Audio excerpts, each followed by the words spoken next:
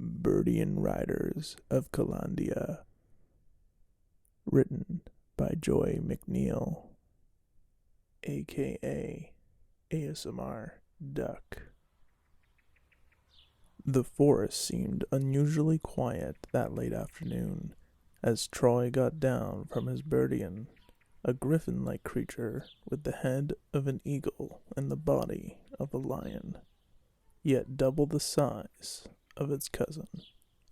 The giant beast shook his golden plumage and eyed his master inquiringly while flicking his tail impatiently. "Yes, I know, Leonos.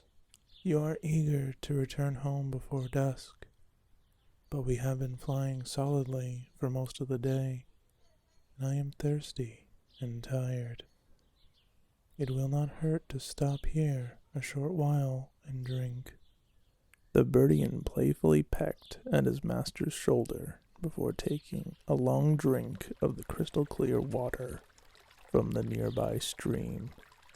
"You can stop doing that, my friend," Troy teased as he ran his fingers through the creature's silky plumage. "One of these days, you will bite my shoulder clean off." After taking his own fill of water, the tracker climbed back up into the saddle and made ready to carry on with the journey home. Then, without warning, an arrow shot past Troy's face and hit the tree behind him with a resounding thud. Troy yelled to Leonos to take flight. The Birdyon didn't have to be asked twice, and his powerful wings flapped strongly as they lifted up from the ground and flew skyward. Another arrow whizzed past them while they climbed, but thankfully, whomever was aiming at them were not very good marksmen, and the pair were soon high enough not to be a target any longer. "That was close," Troy said, breathing a heavy sigh. Leonos let out a loud screech in reply. "Well, the next time you are not happy about our resting spot, I might just listen to you, Leonos. Let us not dwell on what could have happened. We are safely airborne, and will soon be at the city." The sun was fading on the horizon as the pair made their descent towards the lights of Calandia. The bright colors of red and gold quickly faded into a dull gray, when finally the tracker pulled up his mount in front of the palace gates. A stable hand ran forward to take up Birdyon's reins and led Leonos away, while Troy made off in the other direction to take an audience with the queen. He knew she would be eager to hear what news he had to relay after his long day. The room fell silent when Troy was announced at the door of the audience chamber. All heads turned to face him while he made his way along the green and gold carpet and bowed low before Queen Larbella. The young queen looked at him intently with anticipation upon her face. "Ah, Troy of Westwood, I see you have returned to us safely. I pray you did not find any adversaries during your day's journey?" "Only in Crystal Valley, your highness, but they remained unseen, and seemed to be few, and not worthy to be called accomplished marksmen," Troy replied with a slight smile upon his face. "Of that we can be grateful then. I implore you have worthy news for me this day," she added, looking hopefully at him. "No good news, your highness. Your fears were indeed right for the reason behind the isolated attacks we have been experiencing. The mer people have found the clamshell empty, which houses the pearl of peace. They are fearful it has been stolen by an evil identity, but they do not know whom nor from whence they came. They cannot understand why anyone would want to end 1,000 years of peace." Troy almost whispered the last few words of his sentence. He knew the queen would now have to create an army to protect Calandia. That would take time, and whoever had stolen the pearl would be well aware of this fact. They may have already established their own formidable army, ready to attack the city at any given time. The queen looked at Troy with an expression of sorrow upon her face, but there was also a hint of determination. Well, then, we have no choice. The time has come for us to form a worthy army to protect our people and stop this invisible foe. Troy, you are my most valued tracker. I know you have no formal military training, yet you are the best archer I have had the pleasure to compete against, and your skills of riding a Birdyon are matched by no other. Therefore, I am making you the squadron leader for the aerial combat force we will create. On this day, I proclaim that every young fit laborer or stockman over the age of 18 is to enlist in Calandia's army. We will not admit defeat before fighting for our small nation first. There was a hushed murmur from the courtiers as they realized the severity of the matter at hand. It was almost too shocking to comprehend, yet, as Troy bowed before his queen in acknowledgment of her request, everyone clapped and cheered with their approval of the tracker's newly appointed position. The following morning, at daybreak, Troy, along with his 50-odd new recruits, gathered outside the palace gates. There, stretched out across a large field, were enough Birdyon for every one of the new recruits. The riders looked solemnly at Troy as they waited for him to speak. He stood next to Leonos, who seemed to sense something new was afoot, and he kept nudging his beak playfully into the middle of his master's back. However, just as Troy was about to open his mouth to address the group, a shadow came swooping down from out of the clouds, and with the sound of loud flapping wings, a fine-looking Birdyon landed next to them. A figure dressed in sky-blue armor, with a full-face shield, slipped from the saddle and strode towards Troy, seemingly oblivious to the fact that they were late for the meeting. Troy tensed a little and lowered his head to his sword as the stranger drew close to him. He did not recollect seeing the pair before, because he knew every Birdyon within 100-mile radius of the palace, and he was sure he had never laid eyes on this exquisite creature, nor its mysterious rider. "You're late. What is your name, and whence did you come? I sense you are a stranger to us," he said in a stern voice. "My name is Adonais. I come from the north, and I am ready to fight for Calandia. I apologize for my late arrival, sir. I would have been on time if I had not been ambushed on my way here," came forth a softly spoken female voice. Troy was taken aback for a second. He was surprised the stranger was a woman, and he was curious to hear more about her tale. "Ambushed? How so?" "I happened upon a group of insurgents hidden in the Crystal Valley. They thought I would make an interesting target. I escaped with only a scratch, but I needed to remove the arrow from my shoulder before carrying on with my journey," the young woman replied, seemingly brushing off her unfortunate incident, as if it was an everyday occurrence. "You are injured?" Troy said in a surprised voice. "Yes, sir, but it is barely a scratch. It was more important to me to be here in time for our training than to trifle with such an annoyance. I did not wish to arrive here with an arrow firmly wedged into my armor. I say that it was good fortune that you were wearing such protection.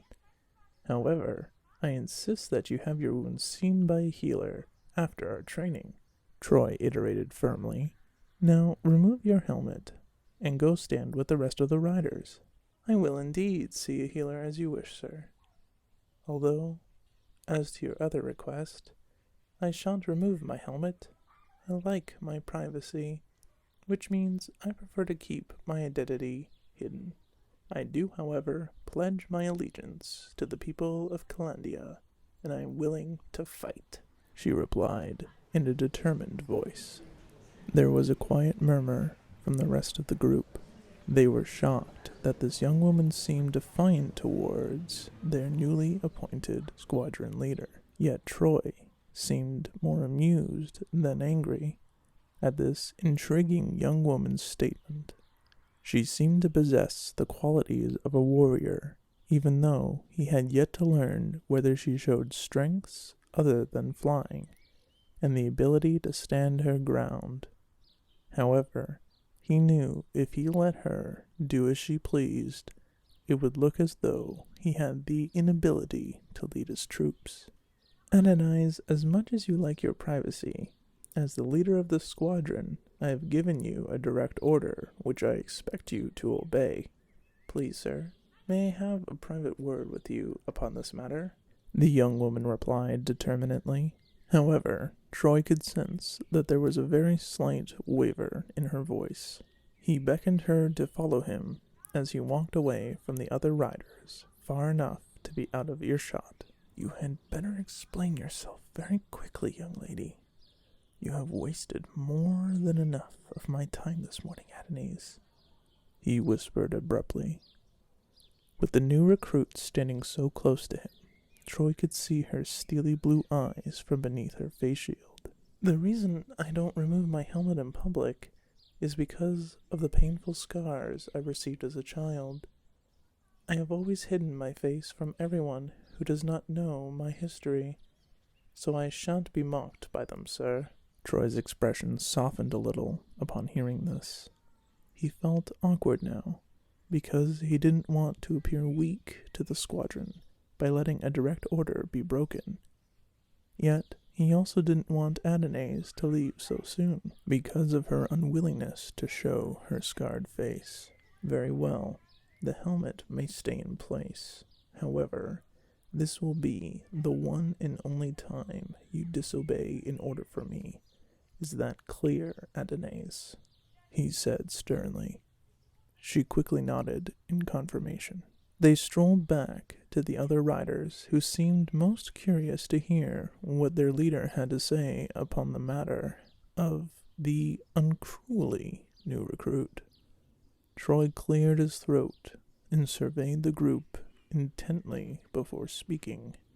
Adonais has given me a valid reason to leave her face shield lowered. However, I will not tolerate insubordination from my riders. Therefore, although I have given Adonais permission to leave her helmet in place, she will unsaddle every Birdyon in the field after our morning flight. Now, without further ado, you are all to pick yourselves a mount and wait for further instruction before you take your first flight. Everyone quickly scrambled to find themselves a suitable Birdyon, and Adonais made no attempt to interject at the punishment handed down to her by her leader. Instead, she turned to help the rider next to her mount their beast. Once everyone was seated upon their Birdyon, Troy showed them all how to take off and land safely, how to steer their mounts through the clouds, hills, and valleys. Although flying was second nature to the seasoned rider, the new recruits found their first lessons most daunting. Yet, one by one, as the morning went on, they started to feel more comfortable and less scared of their mounts.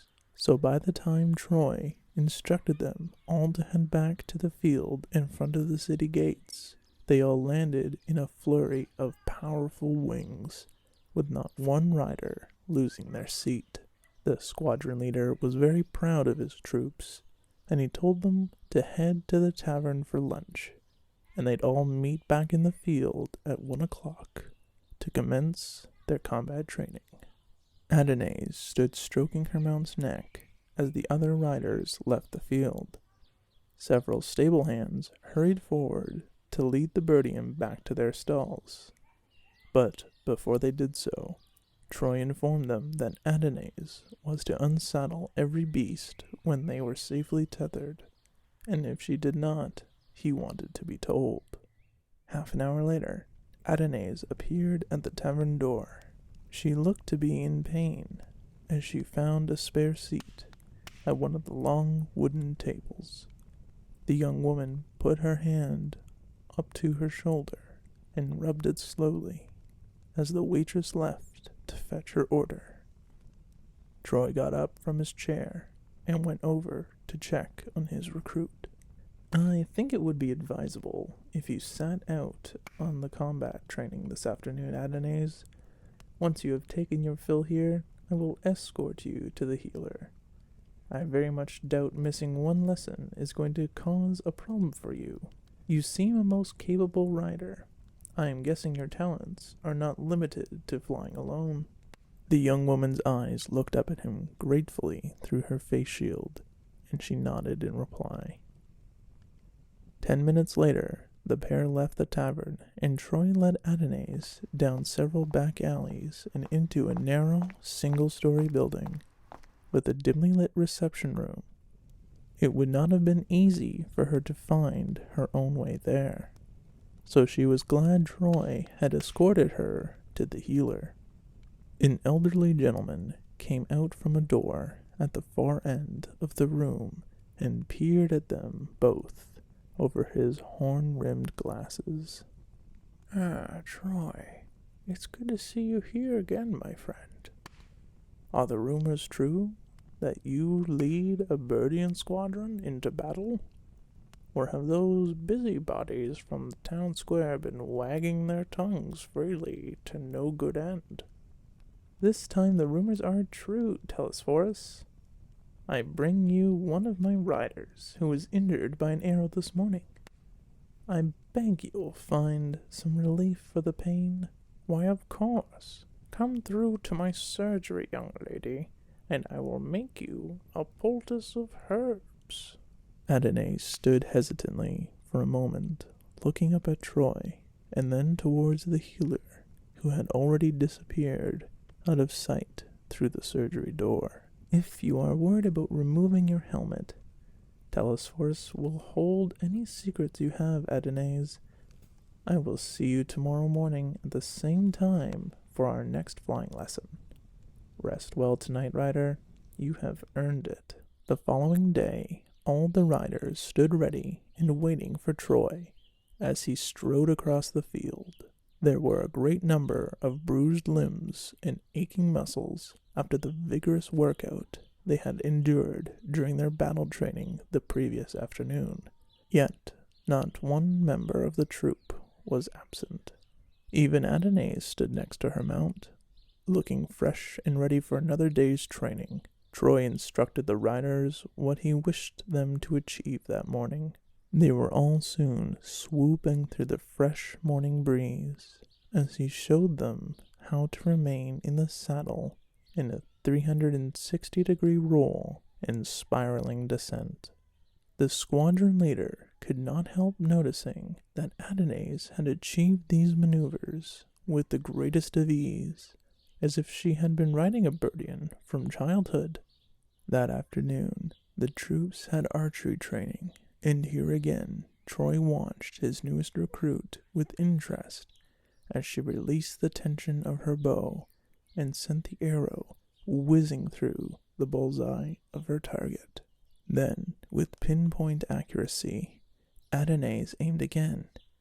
This time, the arrow ran straight down the center of her first arrow, splitting it in two. Who taught you archery? Troy couldn't help asking, while he stood close behind the young rider. I taught myself, sir, Adonais replied in a quiet voice. Well, as it seems, there is nothing further I am able to teach you in either archery or flying. I therefore appoint you as my first lieutenant. You seem more than capable of helping me ready our riders for battle. There was a slight hesitation from Adonais before replying to her squadron leader's request. It seemed she was almost lost for words. Yet the newly appointed flight lieutenant soon regained her composure. "Yes, sir. Thank you, sir. I will not let you down." "I know you won't. Otherwise, I would not have offered you the position, Lieutenant," Troy replied, trying to hold back a smile. He then turned his attention to the rest of the squadron. "Right, everyone. Training is over for the day. We commence again at 0800 hours in the morning. You're dismissed." Over the next month, these routines became the daily schedule of the Birdyon squadron, and as each day passed by, the flyers showed true promise in becoming a formidable army. Yet, strangely enough, no reports of their unseen enemy occurred during this time. Perhaps they had been mistaken in reacting so quickly to a threat, which now seemed to have disappeared as fast as it had arrived. Crystal Valley seemed at peace again, and although the Pearl of Peace was still missing, everything seemed to be returning to the way it was before the Mer people had lost their prized possession. When Troy took his place at the royal dinner table one evening, even Queen Larbella told him she may have been too hasty in forming an army. "It saddens me to think we have gone through such lengths and now may have to disband the Birdyon squadron. I should send them back to their families and farms. We have wasted so much time already this summer, when there are crops to be sown for winter. I feel most foolish for acting so hastily, without first weighing up the loss to our farming community," the Queen told Troy solemnly. "Your Highness, you acted on your best intentions for our people. There is no knowing how this threat could have played out, especially as our enemy remains unseen. I think it wise we wait a little longer before disarming our troops, at least until the end of the month." The Queen looked at Troy with a scowl on her face, yet, begrudgingly, she nodded in confirmation of his suggestion. That evening, at the tavern, Troy sat at a table enjoying a drink with several of the other riders.